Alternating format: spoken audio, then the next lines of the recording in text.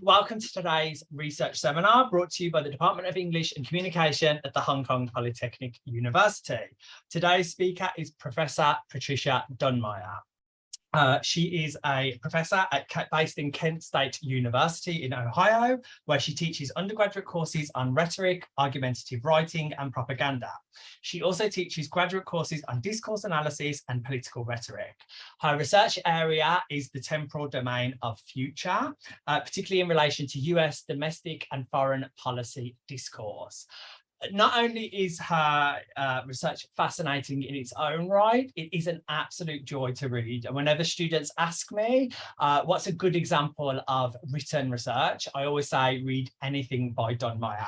If you've not read her yet, perhaps you can start with her forthcoming book, The Great Nation of Futurity, The Discourse and Temporality of National Identity, which is coming out in early 2023 with Oxford University Press. If you cannot wait, I highly recommend Projecting the Future Through Political Discourse, her earlier volume. So without further ado, I hand over the floor to Professor Dunmire. Great. Thank you. Thank you very much. I'd like to thank Professor McCowan and the Department of English and Communication for inviting me to present my work today. It's just such an honor to be here and to be talking with all of you folks. And so my presentation today is drawn from my forthcoming book, The Great Nation of Futurity, which will be published early next year by Oxford University Press. Noting the constancy of claims about the future in American political discourse in the early years of the 21st century, Lewis Lapham posits that the future is America's most precious natural resource, the ground of its being and basis of its economy, as well as the focus of its politics.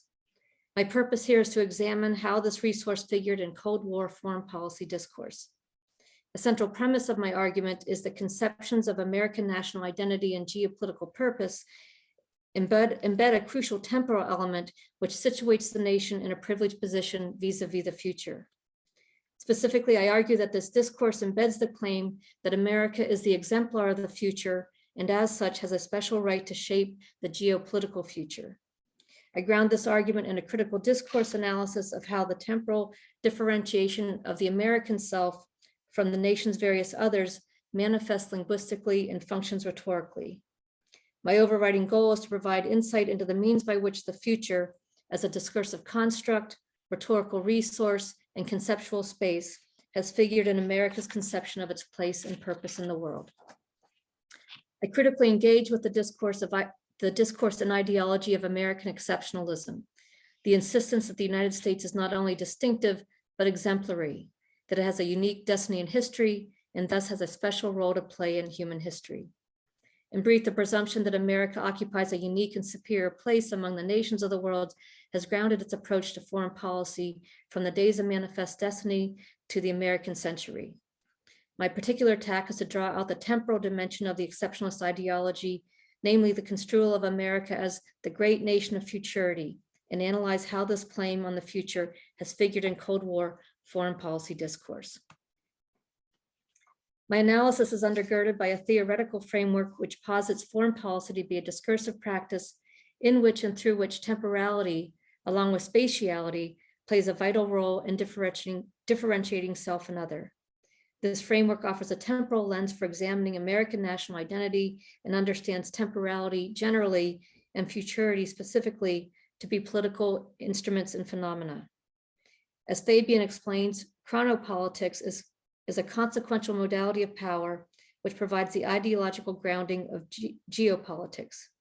He further explains that time has semiotic power in that it creates meaning for self and other and mediates the relationship between the two.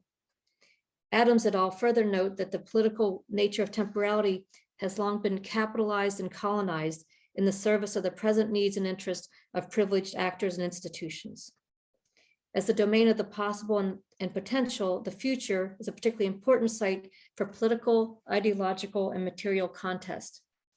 Jenny Anderson argues that as the quintessential social construct and constitutive repertoire of world-making, the future at its core is a political problem as the people and institutions who hold sway over the future also hold sway over its politics.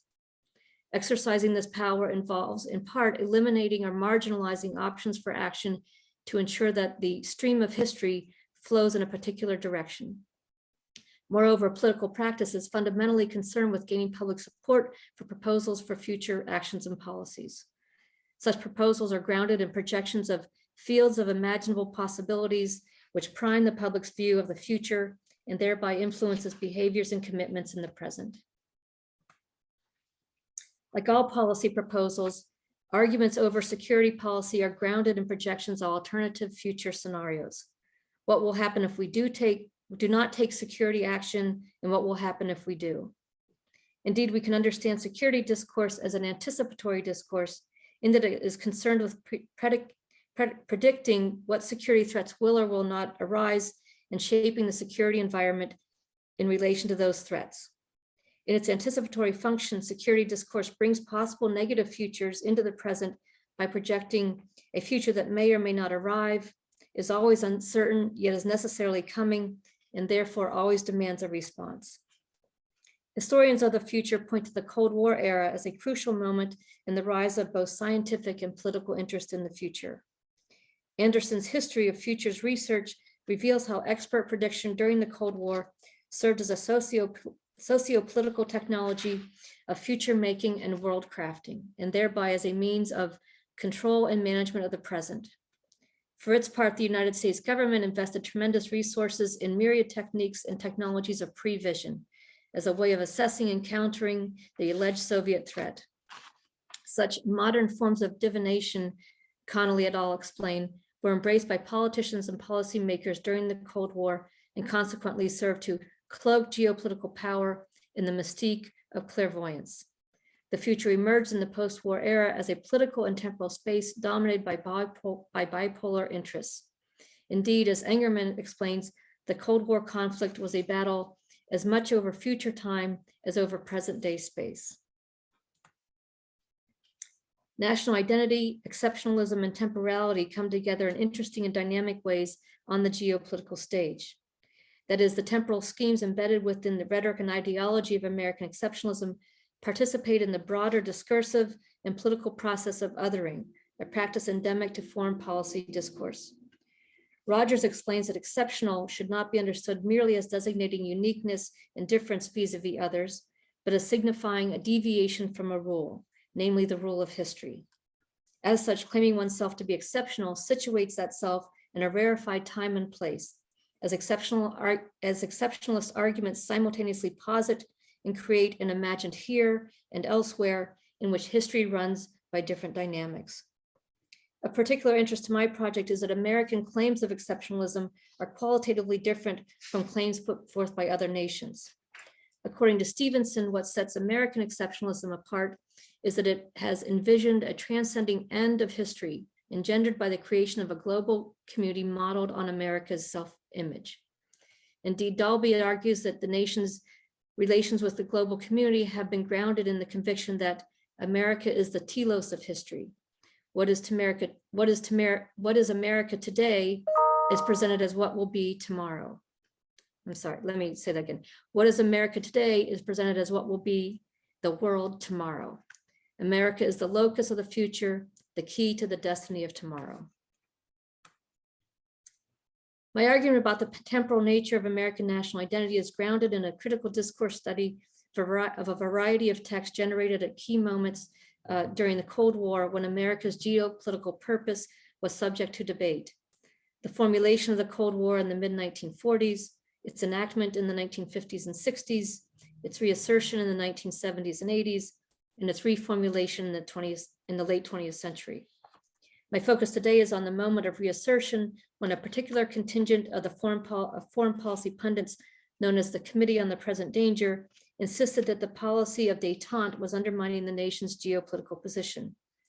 That is, during the late 60s and 70s, the mainstream of the foreign policy establishment deemed the United States to be nearing a relaxation of tensions with the Soviet Union. This period of détente ran from 1969 to 1979. From the perspective of adherence to détente, the Soviet Union had become the nation's less than radical other. The CPD, however, insisted that the purported convergence of interest between the US and the Soviet Union was a figment of political imagination, which risked the very survival of the free world. In short, it warned against the United States mortgaging our security and our future to the hopes of a fundamental change in the Soviet Union. As such, the CPD sought to reclaim the nation's special geopolitical status and role by reigniting the American-Soviet tensions, which had animated the Cold War, thereby ushering in the Second Cold War. My analysis centers on the committee's position papers issued in the 1970s and 80s. I draw on the concept of securitization from critical security studies to examine the temporal resources used to situate the Soviet Union as America's radical other. The portion of my analysis I'm presenting today focuses on the spatio-temporal dimension of the CPD discourse, specifically its projection of alternative futures to create relations of identity and difference between the two superpowers, and its management of temporal distance to render the Soviet Union as an imminent threat. Before presenting my analysis, however, I will contextualize the CPD and its work, and then provide a brief overview of the concept of securitization.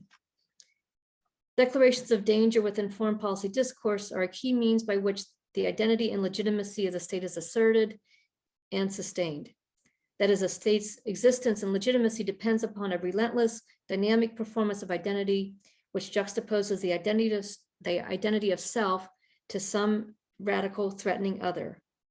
Because such performance is essential to the continued existence of the state, the security of the state, paradoxically, requires that it be seen as in a perpetual condition of insecurity.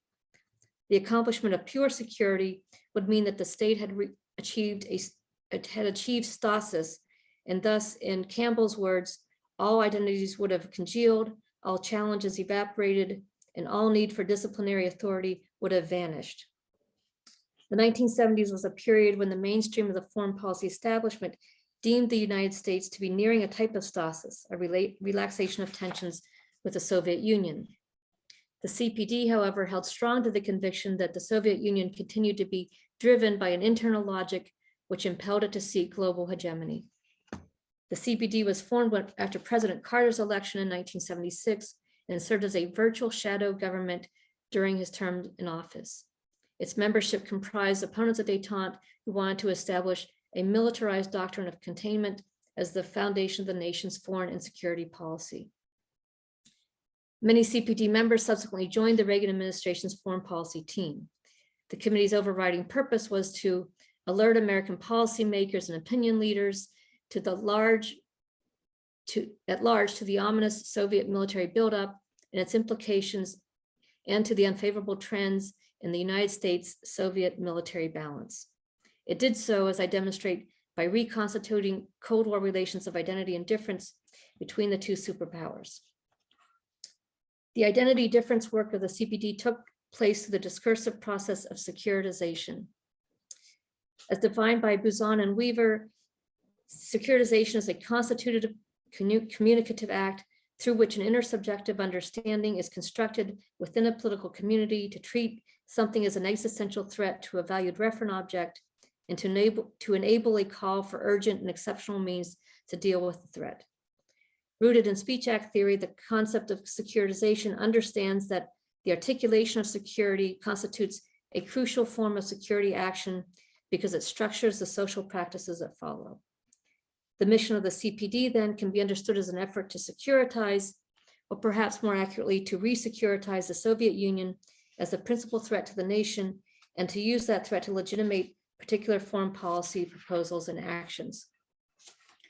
My analysis of the CPD securitizing project assumes temporality to be a key modality through which the security practice operates.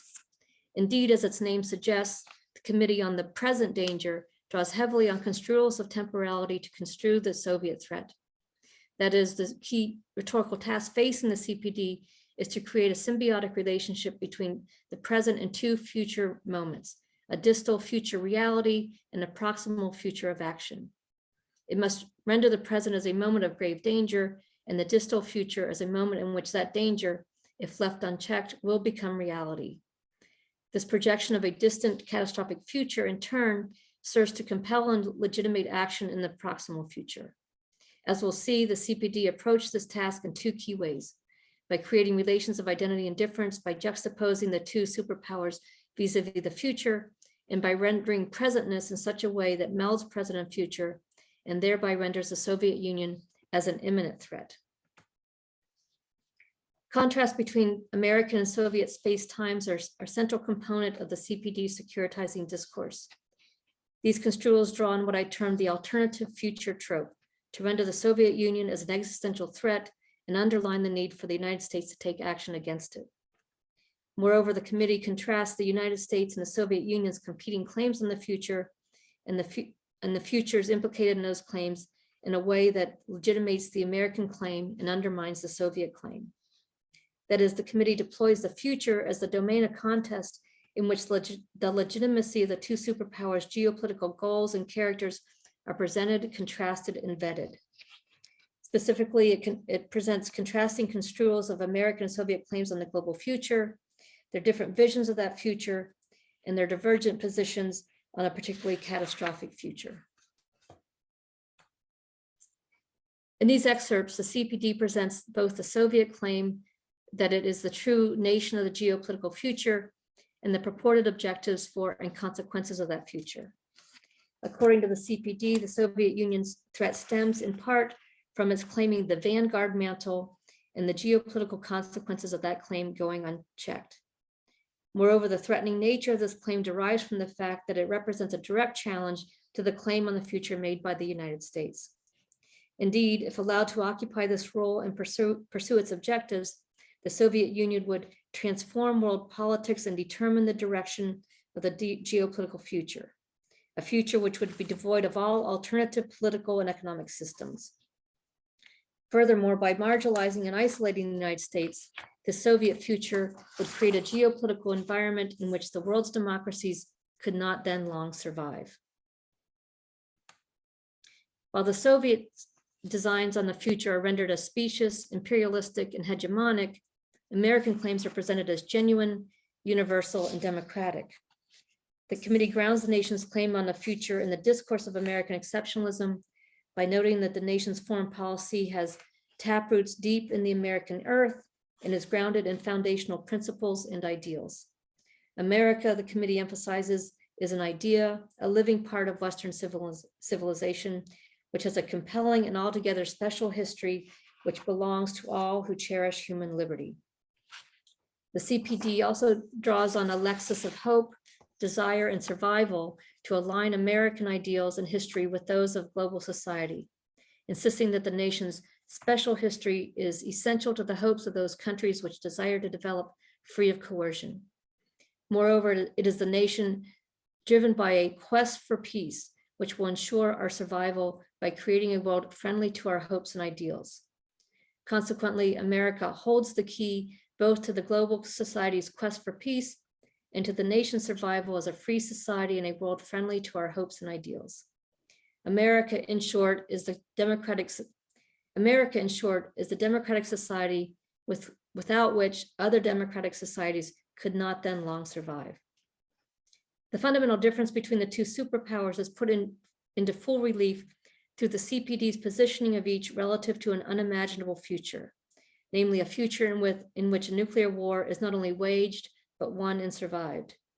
The CPD explains that the two global powers do not share the same position regarding this devastating future. For the United States, a future in which a nation would fight a nuclear war in the belief that it could both survive and win is unimaginable. In these excerpts, we see the CPD using a projection of a catastrophic future to mediate and dramatize the stark contrast between us and them, as well as the continued role the Soviet Union occupies as America's and the free world's radical other. As these excerpts demonstrate, the CPD uses the catastrophic future of nuclear war to further its demonization of the Soviet Union, and by implication, its valorization of the United States. And just as a quick aside, archival research has since shown the reverse to be true, that leading members of the CPD did in fact view nuclear war as winnable and survivable, while the Soviet Union had no plans and didn't have the capacity to actually fight and win a nuclear war. The danger facing the United States and its allies does not reside solely in the future the Soviet Union is oriented to and can imagine, however. The real danger lies in the presentness of the Soviet future, its proximity to the now of the 1970s, and the progress the Soviet Union is making toward it. In what follows, I examine how the CPD securitizing discourse construes the presentness of the Soviet threat and manipulates the temporal space between present and future in order to reinforce the imminence of that threat. In its 1977 paper, What's the Soviet Union Up To?, the CPD acknowledges that, to be sure, at present, the Soviet Union lags behind the United States in both productive capacity and many areas of weapons technology. It qualifies this assessment, however, by warning that our lead in these particulars may not last forever. In this statement, we see the construal of geopolitical space, according to which geopolitical space-time, according to which the present is defined by American global dominance and the future as a moment when this dominance could be lost to the Soviets. Of interest here is how the CPD transforms this moment of dominance into a period of peril. It does so, I contend, by construing the present in such a way that presages an ominous future, a point at which the United States would have forfeited its military and political advantage to the Soviet Union. Of further interest is how the CPD animates and amplifies this precarity. This rhetorical effect is realized in part through contrastive construals of Soviet and American present action and projections of the future implicated in those actions. Briefly, the CPD renders the present moment as defined by a highly determined Soviet Union working to increase its military and political power, and a moribund United States seemingly willing to forfeit its position of the world's dominant military and political power. The CPD documents are rife with statements which render the Soviets as engaged in a host of material processes intended to expand its military capacity and strengthen its global status. This table presents a sampling of these statements. By construing these actions through their present progressive aspect, the CPD depicts a situation in progress. Soviet action is presented from within as the action unfolds and as continuous rather than as a completed whole. So we have statements has been acquiring, is consciously seeking, as opposed to sought or pursued. This sense of continuousness is reinforced through a lexis of determination and persistence, as the CPD explains that for example, that the Soviets, quote, will continue their military buildup with no diminution of effort or determination. Although continuous and persistent, Soviet action will not necessarily continue indefinitely. That is, the present progressive aspect renders actions as contingent upon situational factors and thus as potentially temporary. The committee makes this very point, explaining that the USSR will continue its programs of expansion unless and until we are able to confront it. Had the Soviet action been represented as a completed past action, forged ahead, increased, expanded, it would have been rendered as an accomplishment realized in the past, which, although it can be responded to, can no longer be prevented. The use of the present progressive, however, depicts activity as it is happening and thereby allows for the possibility that something can be done to hinder or prevent the unfolding process from coming to fruition. Consequently, the present moment is represented as one in which the Soviet Union is engaging in ominous actions which it will continue pursuing unless something is done to challenge or stop it. In this way, the use of the present progressive adds a dynamic dimension to the present moment, thereby amplifying and underscoring the necessity of the CPD's proposals.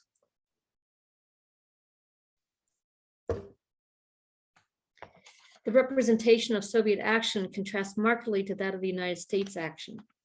The left-hand column of this table contains all the statements in the CPD documents in which the nation's material activity is rendered through the present progressive aspect. These statements, which have a primarily negative gloss, emphasize that the ability of the United States to check the Soviet Union's growing domination is being compromised through actions which undermine its own military strength. Moreover, as can be seen in the right-hand column, the United States has completed actions in the past which has severely compromised the present state of the nation's security. So we have frozen our ICBM missiles, have deactivated, have closed, have delayed, have canceled, et cetera, et cetera. What we see in the CPD's rendering of the present moment is the potential forfeiting of the global future by the United States to the Soviet Union. That is, the committee's securitizing discourse construes the present moment in such a way that it serves as a warning about the future of the nation's geopolitical role and identity. If the nation's leader do not change course, they will relinquish America's identity as the nation of the future to the Soviet Unions. In the following section, I consider how the urgency of the present moment is amplified through metaphorical construals of United States and Soviet activity. Research on language and cognition has long recognized that time is conceptualized spatially, with space serving as a target, as a source domain, and time as the target domain. Accordingly, the passage of time is rendered as movement through space. Nunez and Sweetster argue that this metaphorical conception of time implicates two reference points: time reference point and ego reference point. The latter is of particular relevance here. Specifically, the CPD draws on the conceptual metaphor, time passing as motion, to both conceptualize the nature of the present danger posed by the Soviet Union and to amplify its calls for action. The ego reference point metaphor, in the ego reference point metaphor, time passing is conceived as the relative motion of an experiencer of time to the times. This metaphor manifests as two variants, the moving time variant and the ego moving variant. In the moving time variant, time moves relative to a static observer, while in the ego moving variant, the experiencer moves relative to temporal moments located along a linear path of past, present, and future. So January is fast approaching, is moving time variant, and then we are approaching the end of the season would be the ego moving variant. In both cases, the metaphorical distance between the experiencer and a given temporal moment gets shorter as the action approaching takes place. Key to the CPD's rhetorical strategy of alerting the nation to the present danger is transforming this metaphorical distance from a neutral, empty space between two temporal moments into a highly consequential space in which the fate of the world will be determined. This transformation is accomplished through two rhetorical moves: conceptualizing time as a resource in such a way that lessens the distance between now and future, and contrasting the ways the two superpowers are moving through that space. The CPD creates a sense of urgency by conceptualizing time as a diminishing resource and thereby lessening the distance between the present moment in which the US is the world's leading superpower and a future moment when it will have become second best. As can be seen here, the committee notes that while there is still time, time is growing short. Indeed, it cautions against the belief that there is always time and false assurances that there is plenty of time. The problem, as the CPD sees it, is that although the nation has enough time in the mid-1970s, its temporal supply is dwindling. The committee points out that in 1976, there is still time for effective action. It warns, however, that factors of time and timing in a nuclear exchange have put added pressure on the nation's temporal stocks. Consequently, enough time may not be enough, and time may run out as the nation's temporal stocks near depletion. The notion that the distance between now and future is decreasing has implications for the possibility of action. That is, temporal distance can be understood as providing a space in which action can be taken to ward off a potentially negative future. We can understand time and temporal distance then as a resource and space, respectively, for action, and as such, is very much tied to security. When we have enough time, the ability to affect the future is possible.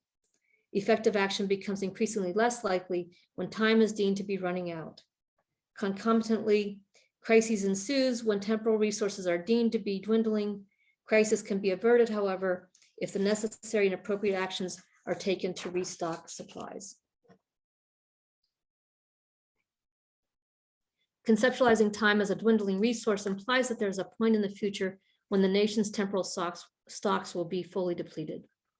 As noted earlier, from the vantage of the late 1970s, this moment is quickly approaching with the inception of the 1980s, the decade in which the United States will enter what the CPD deemed a period of danger created by a change in the balance of strategic nuclear weapons. Looking forward from 1978, the CPD sees a moment when the Soviets will have exploited their advantage in the international balance of power against the United States and its allies. Although perilous, the coming decade is not devoid of hope, as it is, quote, the period in which the effects of present programs can reasonably be foreseen, and also the earliest time at which near-term changes in the defense program could influence the balance in military power. In sum, the CPD narrowed the metaphorical distance between present and future, as well as the amount of time needed for actors to move through that space. America in the 1970s was quickly approaching its future as a secondary world power. The lessening of the distance between now and future is given added urgency through contrast, the CPD sets up between the pace and direction of Soviet movement through time relative to that of the United States. That is, it renders the nation's temporal inventory as being further taxed by the tempo and momentum of Soviet activity. Not only are the Soviets engaging in persistent, continuous activity, they are doing so at an alarming rate. In light of the Soviets' frenetic pace, the committee warns that if the nation were to relax, it would be doomed to live in a world in which the Soviets would be in a position to, quote, transform the conditions of world politics and determine the direction of its development. Moreover, while both superpowers are construed through the ego-moving metaphor and thus as actively moving through time, the CPD characterizes that movement as both differentially oriented and as infused with different degrees of commitment, determination, and energy. In short, while the Soviet Union is rendered as rapidly driving toward a future in which it will have achieved ascendancy over US strategic forces, the United States is construed as retreating from its position of strength as the world's leading military and political power. According to the temporal models embedded in English, the future is conceptualized as in front of ego, while the past is conceived of as behind ego. Given this, the statements in this table can be understood as rendering the present moment as a moment in which the Soviet Union, engaged in actions such as drive, forge ahead, and lunge, is on a forward trajectory, actively moving toward the future unimpeded by the US's unwillingness to hold the Soviet Union's drive in check. The Soviet Union is a determined global actor which has moved forward and is making tangible progress toward attaining its ultimate goal of a visible preponderance of military power, overwhelming strategic superiority, and global domination. The United States, adrift and uncertain, is on a backward trajectory as it has continued to retreat away from the future. Having assumed a posture of finite deterrence, it is a global actor that is in danger of becoming second best. In fact, because it has closed, canceled, and delayed a host of weapons programs and military installations, the CPD avers that the nation has already reached that unenviable position. In sum, the committee declares that the United States is marking time and thus retreating to a fortress America, while the Soviet Union forges ahead and upwards toward its global objectives. As I hope my analysis has demonstrated, the CPD's temporal play served as an anticipatory regime which projected a future that may or may not arrive, yet is necessarily coming. It is a regime which mediated the present through projections of the future and the future through construals of the present. It was, in short, a regime in which the future arrives already formed in the present, as if the emergency has already happened. This future of entanglements of hopes and fears was rendered as uncertain yet inevitable, and thus as demanding a response. By cautioning that things could be all right if we only anticipate them properly, the CPD rendered the global future as a site for active intervention by the United States. What we see in the CPD's rhetorical strategy then is the potency and resilience of a particular temporal conception of the nation's identity and purpose, that it occupies a unique place and plays a special preordained role in the history of mankind. My primary concern today has been to identify the ways the future figured conceptually, manifested linguistically, and functioned rhetorically in articulations of American national identity. I aim to demonstrate the temporal dimensions of those articulations, the ways in which America's self-proclaimed identity as the exceptional nation positions it with respect to the global future and implicates an American claim on that future. This temporal discourse of American exceptionalism is not, however, limited to the Cold War era. As more recent events demonstrate, such interrogations of America's national identity can arise within domestic contexts in which what the nation is and represents is the focus of a national conversation. I'm referring here to the ruminations of politicians and opinion leaders over the nation's claim of exceptionalism prompted by President Donald Trump, namely his rejection of the 2020 presidential election results and his supporters' attack on the United States Capitol on January 6, 2021. I want to conclude my talk then by considering how America's temporal identity has figured in articulations of exceptionalism made within this context. As reactions to it make clear, the Capitol insurrection on January 6, 2021 was not a future anticipated by adherents to American exceptionalism. It did not fit with the narrative of progress, which characterizes the United States as which characterizes the United States as the leading player in a divinely guided history of liberty, leading the world to redemption by modeling and spreading its national values. In the immediate aftermath of the attack, pundits and politicians insisted that Trump supporters' ransacking of the Capitol did not reflect the nation's true self through statements such as, the attack presented a post-apocalyptic vision of chaos and national humiliation. What we saw last night was not the American way. The scenes of chaos do not reflect the true America, do not represent who we are. It is so horrible to know we are in America where this is happening. I'm not in Baghdad, I'm not in Kabul, I'm not in a dangerous situation overseas. We are in America. We are witnessing absolute banana republic crap in the United States right now. This is third world style anti-American anarchy.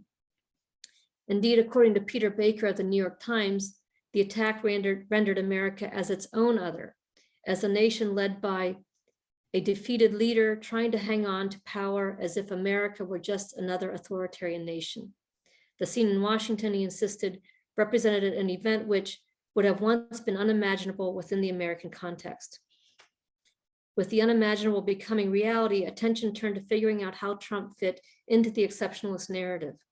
Was his presidency a mere detour on the journey to a more perfect union, or does it represent a crack in the foundation of the exceptionalist ideology? New York Times columnist David Brooks argues that Trump's vision of what it means to be American contradicts the traditional American idea in every particular. One key aspect of Trump's vision, expressed most prominently through the Make America Great Again slogan, Brooks explains, is its past orientation. For Trump, being American means being nostalgic and believing that America's values were better during some golden past. Such a vision, Brooks insists, is an affront to the real America, a nation that is future-oriented and universal. Brooks continues by noting the nation's exceptionalism derives from the fact that it is the only nation on earth that defines itself in terms of its future. The nation's enduring project has been to leap into the future, to give life meaning and shape by expending opportunity and dignity to all races and nations.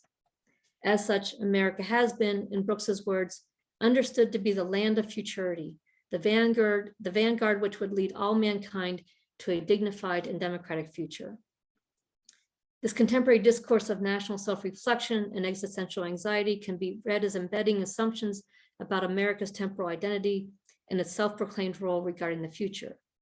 It is a discourse grounded in a narrative of progress, which renders particular futures as imaginable and as part of the American project, and others as unimaginable, as more fitting to earlier times and less enlightened societies. Societies the United States has historically viewed as unable to govern themselves, the unsophisticated and simple-minded, the underdeveloped. It is a discourse which universalizes the American way of life and claims the future as ours. Finally, it is a discourse which reveals a deep-seated conception of America's exceptionalist identity, that it is the great nation of futurity and thus is authorized to serve as a model and exemplar of how others ought to live.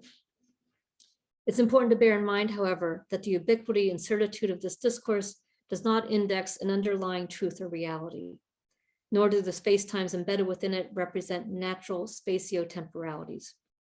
Rather, this discourse of America as future must be understood as a discourse, which exerts its power by privileging certain futures and the interests those futures serve.